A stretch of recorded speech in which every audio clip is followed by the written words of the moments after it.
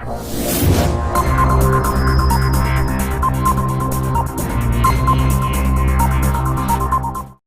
Back to this channel Sparsh education. आज मैं 10 ऐसे बेसिक सवाल आपको बताऊंगा जो आपको आगे हेल्प करेंगे। तो चलिए अब शुरू करते हैं हम अपने सवालों को। 10 जो है मेन बेसिक। संख्या 4,53,620 में 6 का स्थानीय मान क्या कहा जा रहा है? 4,53,620 में ये जो 6 है इसका स्थानीय मान क्या होगा?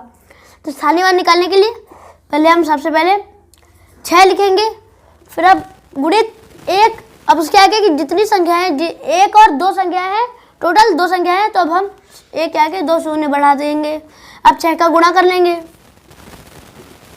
अब आ जाएगा 6 का स्थानीय मान आ गया 600 बराबर आंसर बराबर 600। दूसरा क्वेश्चन, निम्नलिखित में से कौन सा 21 के बराबर नहीं है? मतलब हमको ये 4 ऑप्शन दिए गए हैं, 4 व्यंजक, जिनमें से हमको 21 ढूंढना है। अगर 21 मिल जा रहा है उन चारों ऑप्शन में तो कोई आंसर नहीं होगा, और अगर 3 में मिल रहा है 1 में नहीं मिल रहा है तो वो आंसर हो जाएगा, और 1 में मिल रहा है 3 में नहीं मिल रहा है तो तीनों ही आंसर हो जाएंगे। लेकिन यहाँ पर आंसर तो एक ही में सिर्फ मिलेगा, क्योंकि क्वेश्चन हमें कभी गलत नहीं होता है। तो चलिए अब मैं आपको सबसे पहला दिखाता हूँ। क्वेश्चन पहला है 17 - 9 - 5। अब इनमें हम 9 में 5 ब्रैकेट हल करेंगे, बॉडो मास का चिन्ह। तो अब 9 में 5 जब हम घटाएंगे तो आ जाता है 4। ओ सॉरी, मैंने यहाँ पर माइनस कर दिया है, प्लस होगा। तो अब 17 में 4 ऐड करेंगे तो आ जाएगा 21।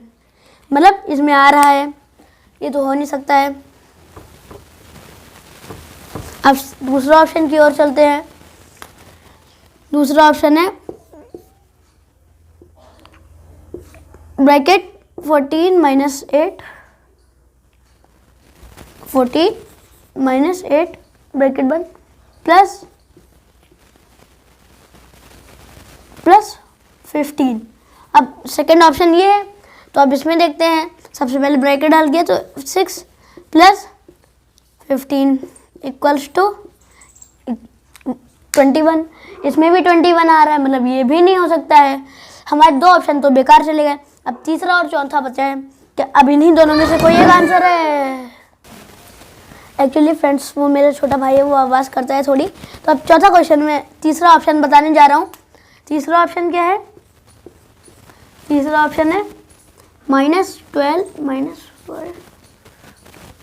प्लस 18 - 4। अब 12 में 5 माइनस किया तो 7, 18 में 4 माइनस किया तो 14। तो अब इनको प्लस कर रहे हैं। 14 में 7 जोड़ेंगे तो आ जाएगा 21। अब इसमें भी 21 आ रहा है, मतलब चौथा ही ऑप्शन आंसर हो सकता है। अब चौथे ऑप्शन को हम देखते हैं।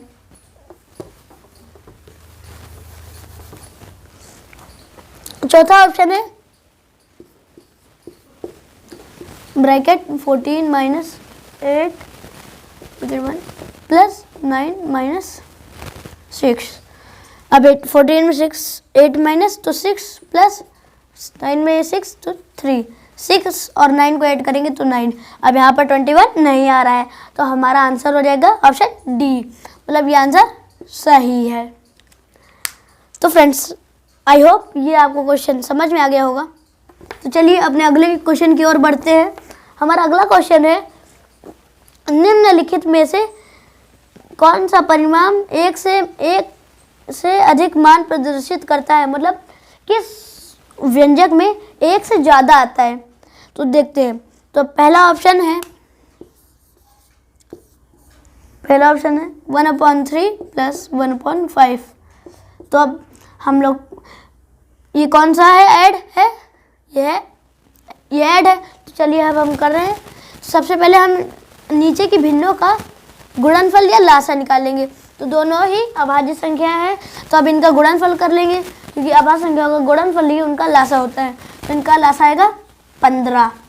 तो अब 15 को 3 से भाग देंगे तो 5 बार कट जाएगा, तो यहाँ × 5, और यहाँ 3 बार रहेगा तो यहाँ × 3। 5 + 3 = 8/15। अब 8/15 आया, मतलब ये तो 1 से अधिक कहा जा रहा है, तो 1 से कम है। तो अब 1 से कम है तो ये तो ऑप्शन हो नहीं सकता है बिल्कुल भी, ये ऑप्शन गलत है। दूसरा ऑप्शन 1/3 - 1/5, इसमें भी लासा 15, अब इसको गुणित 5 गुणित 3, अब इसको 5 आया यहाँ पर, -3 तो 2/15, तो 2/15 आया। तो अभी ये भी नहीं हो रहा है, तो ये इसे भी हम लोग हटा देते हैं। अब हमारा तीसरा ऑप्शन क्या कह रहा है देखते हैं। तीसरा ऑप्शन 3 × 1/5, तो 1/15, इसमें 1/50 आ रहा है, ये भी 1 से कम है, तो ये भी नहीं हो सकता है। तो हम अपने आखिरी ऑप्शन की ओर चलते हैं, क्योंकि इन तीनों में तो हम लोग का आंसर मिला नहीं। तो डी ऑप्शन है 1/3 भागित 1/4। तो अब यहाँ भागित में है चिन्ह, तो भागित से यहाँ हो जाएगा गुणित में, और ये जो है 3/5, तो 5/1 हो जाएगा। 1/5 था, 5/1 हो गया। इसका व्युत्क्रम इसे कहते हैं। जब कोई भिन्न पलट जाती है तो उसे उसका व्युत्क्रम कहते हैं। अब गुणा किया, 5 × 5 3 × 3 5/3, क्या ये 1 से ज़्यादा है, तो 1 सही 2/3, तो अब ये 1 सही 2/3 आ रहा है, यानी हमारा आंसर हो जाएगा ऑप्शन डी, क्योंकि उसमें हमको अपना आंसर मिल गया है। तो फ्रेंड्स, आई होप आपको ये भी क्वेश्चन समझ में आया होगा। तो अब अगले क्वेश्चन की ओर चलते हैं। तो हमारा चौथा क्वेश्चन है 360 के अभाज्य गुणनखंड है। तो अभाज्य गुणनखंड हम लोग गुणनखंड विधि से निकालेंगे। तो गुणनखंड हम लोग ने विधि अपना रहे हैं। तो अब पहले 360 लिखा, अब इसे सबसे छोटी अभाज्य संख्या जो कि है 2, अब उसे काटेंगे तो आ जाएगा 180, यानी 180। फिर 2 से काटेंगे, जितनी बार कटेगा उतनी बार काटेंगे। अगर नहीं कट रहा है तो फिर उसके अगली अभाज्य संख्या से काटेंगे। तो अभी काटा 90, अभी भी कट रहा है तो फिर काट लेंगे हम लोग, फिर 2 से काट 45। अब यहाँ देखेंगे 2 से कट नहीं रहा है, तो अब उसके आगे क्या आती है अभाज्य संख्या 3, तो अब 3 से काटेंगे। तो अब 3 से काटा तो आया 15।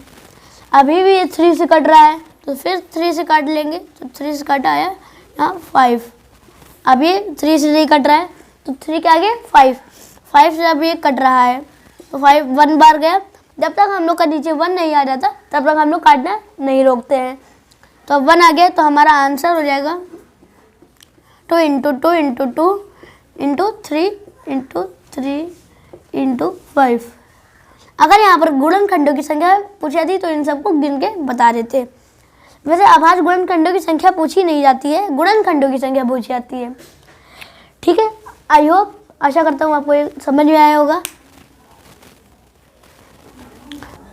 तो फ्रेंड्स, हमारा 5वां क्वेश्चन है 36 और 48 का महत्तम समापवर्तक यानी कि मासा ज्ञात कीजिए। अब 36 और 48 का महत्तम समापवर्तक मासा वो होती है जो वो बड़ी से बड़ी संख्या जो इन दोनों को काट दे, मतलब इन दोनों को काट दे, बड़ी से बड़ी वो संख्या, तभी संख्या। और अभी कई सवालों में ऐसे होते हैं कि उनमें सवाल में ऐसा आता है वह बड़ी से बड़ी संख्या ज्ञात कीजिए जो इनसे और इनसे कट जाए, तो उनमें हम लोग मासा निकालते हैं क्योंकि बड़ी से बड़ी कहा जाए तो इनसे कट जाए। इसलिए चलिए, तो अब हमें 36 और 48 का मासा बताना है। 36, 48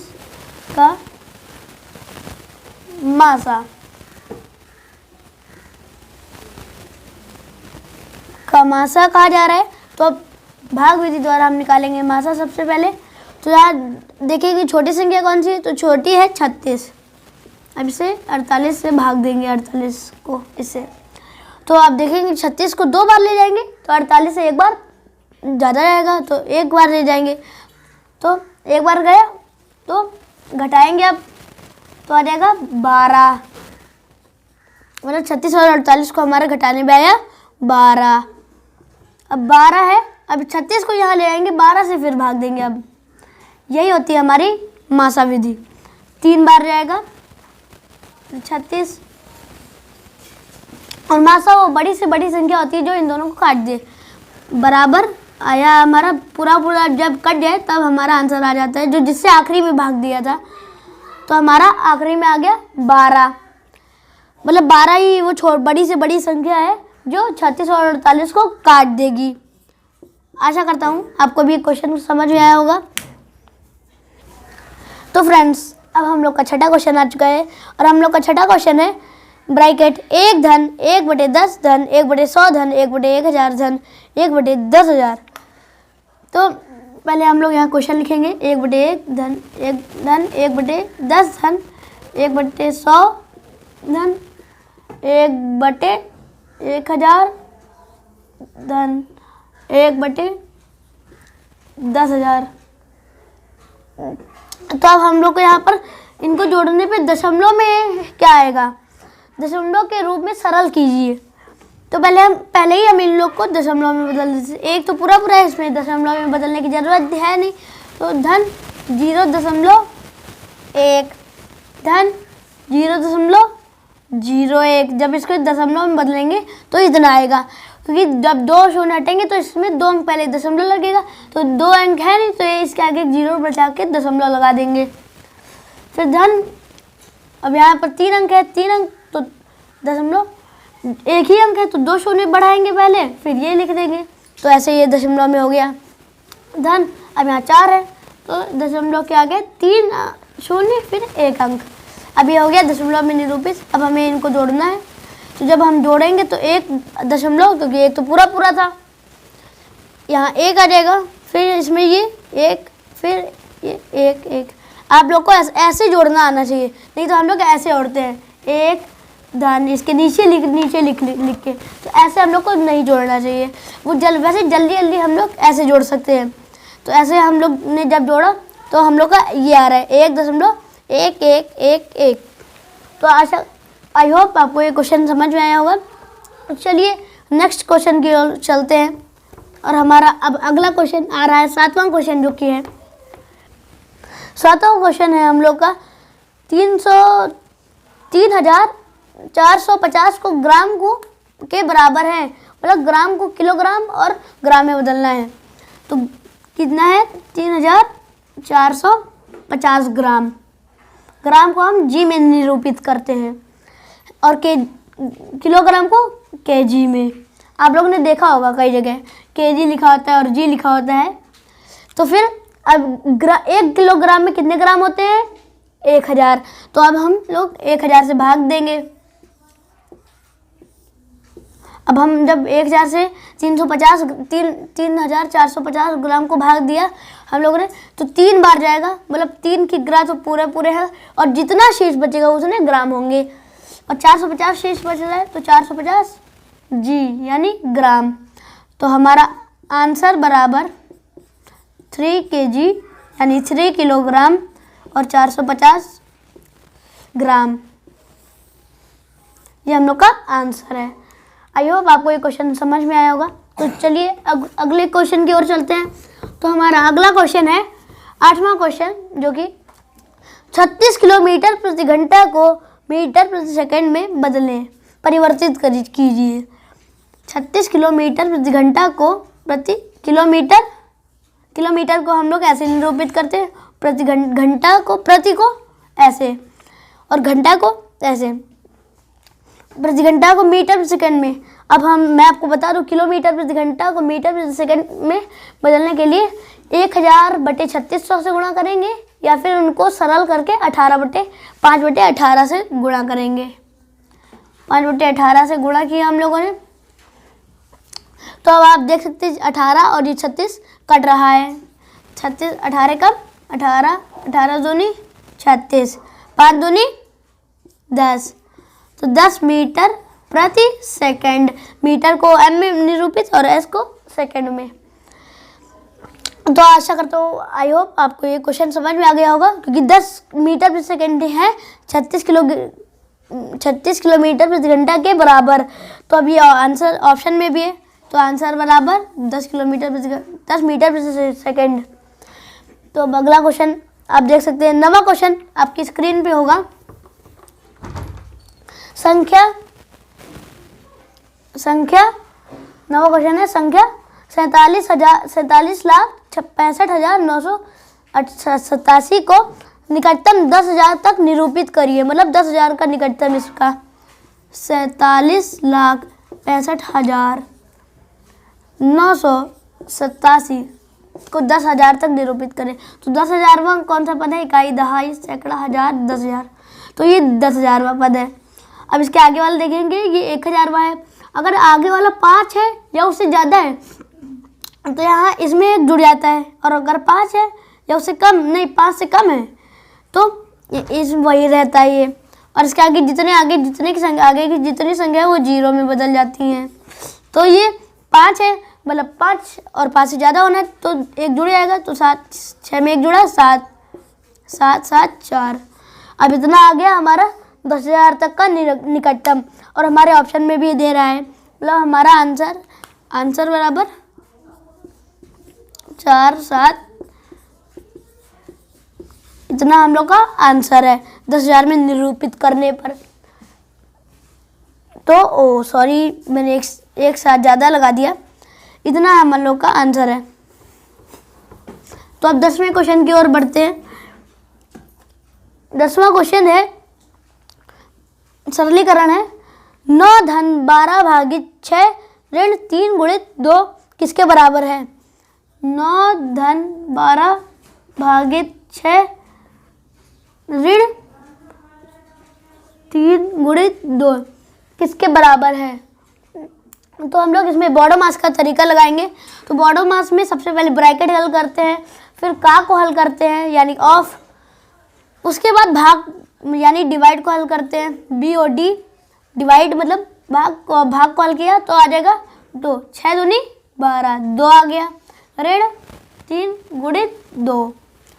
अब 9 प्लस भागित के बाद अब गुणित को हल करेंगे। तो गुणित में जब हम हल करेंगे तो 3 गुणित 2, तो 3 गुणित 2 किया हम लोग ने यहाँ पर साइड में, तो 6 आ जाएगा। तो यहाँ पर लिख देंगे 6। तो अब 9 में 2 जोड़ के 6 में घटा देंगे, क्योंकि उसके बाद प्लस करते हैं, फिर माइनस आखिरी में। फिर 11 में 6 घटाया, कितना आया? 5। तो ये 5 हम लोग का आंसर हो जाएगा। अब 5 ऑप्शन में भी दे रहे हैं, बराबर आंसर बराबर हम लोग का 5। आई होप आपको ये क्वेश्चन भी समझ आया होगा। बहुत ही प्यारा सा और सिंपल सा क्वेश्चन था मेरे लिए, और आप लोग के लिए भी यही होना चाहिए। तो फ्रेंड्स, अगले वीडियो में मिलते हैं। तब तक के लिए वीडियो को लाइक, शेयर एंड सब्सक्राइब करना मत भूलें, और बेल आइकन को प्रेस कर दें कि मेरे आने वाले वीडियो की नोटिफिकेशंस आपको मिलती रहे। तब तक के लिए बाय बाय।